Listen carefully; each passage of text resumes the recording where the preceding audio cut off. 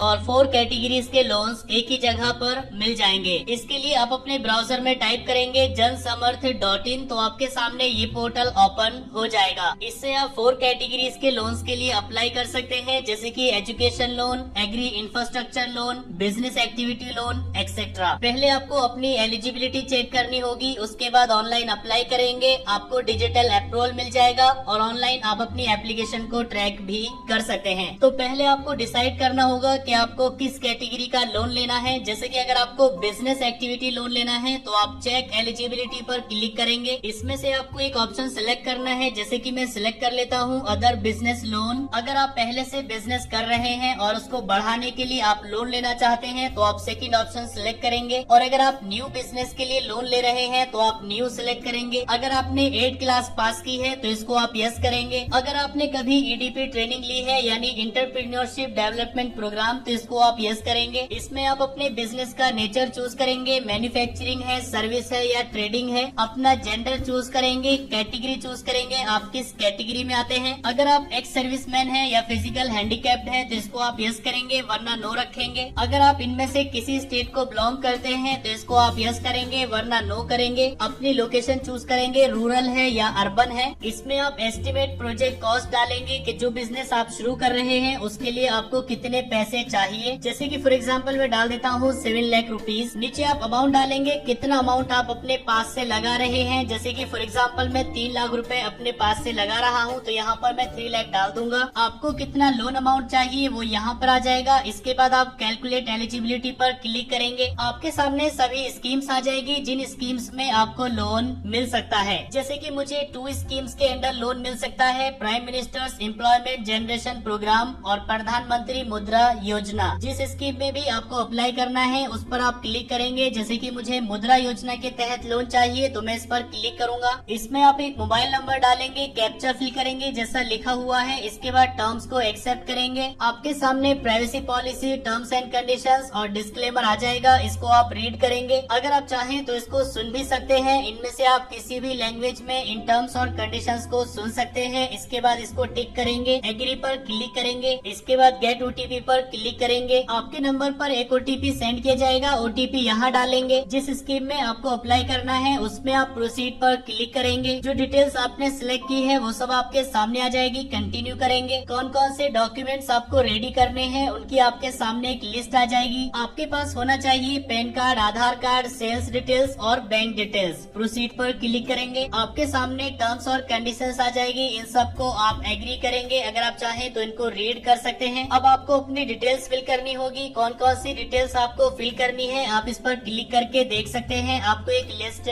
मिल जाएगी। तो पहले आप अपनी पैन कार्ड डिटेल्स फिल करेंगे। इसमें आप अपना पैन कार्ड नंबर डालेंगे, डेट ऑफ बर्थ सिलेक्ट करेंगे, सबमिट कर देंगे। इसके बाद आपको अपनी आधार कार्ड डिटेल्स फिल करनी होगी, तो यहाँ पर आधार कार्ड नंबर डालेंगे, कंसेंट प्रोवाइड करेंगे, गेट ओटीपी पर क्लिक करेंगे। और अगर आपके आधार कार्ड के साथ मोबाइल नंबर लिंक नहीं है तो आप अपलोड आधार वाला ऑप्शन चूज करेंगे। इसमें आपको अपने आधार कार्ड का फ्रंट और बैक साइड का फोटो क्लिक करना है और यहाँ पर अपलोड कर देना है। आपका आधार कार्ड वेरीफाई हो जाएगा, प्रोसीड पर क्लिक करेंगे। अगर आप ITR फाइल करते हैं तो ये CBDT से आपकी इनकम डिटेल्स ले लेगा, आप प्रोसीड करेंगे। लेकिन अगर आप ITR फाइल नहीं करते हैं तो आपको ये डिटेल्स मैनुअली फिल करनी होगी। अगर आपके पास GST नंबर है तो इसको आप यस करेंगे, वरना नो रखेंगे। इसके बाद अपने बिजनेस की डिटेल्स फिल करेंगे। पिछले 12 महीनों में आपने कितनी सेल्स की है वो आप यहाँ पर डाल देंगे। अगर आपने कोई सेल नहीं की है तो इन सबको आप 0 रखेंगे। इसके बाद आप अपना पिछले 6 महीनों का बैंक स्टेटमेंट डाउनलोड करेंगे और यहाँ पर अपलोड कर देंगे। या आप सीधे वेरीफाई अकाउंट पर क्लिक करेंगे। इसमें आपको अपनी बैंक डिटेल्स फिल कर देनी है। इसके बाद वेरीफाई पर क्लिक करेंगे, आपकी बैंक डिटेल्स वेरीफाई हो जाएगी। इसके बाद आपको बिजनेस की डिटेल्स फिल करनी होगी, जैसे कि आपके पास कितने एम्प्लॉयज या वर्कर्स है वो आप यहाँ पर चूज कर लेंगे। कब से आप ये बिजनेस कर रहे हैं इसमें आप ईयर और मंथ चूज कर लेंगे। इसके बाद बिजनेस का पूरा एड्रेस फिल करेंगे। इसके बाद आपको बिजनेस और लोन डिटेल्स फिल करनी होगी, तो आप इंडस्ट्री चूज करेंगे। इसमें आप लोन का पर्पस चूज करेंगे, आप लोन क्यों ले रहे हैं। आपकी एप्लीकेशन कंप्लीट हो जाएगी। व्यू पर क्लिक करके आप अपनी कंप्लीट एप्लीकेशन देख सकते हैं। इसके बाद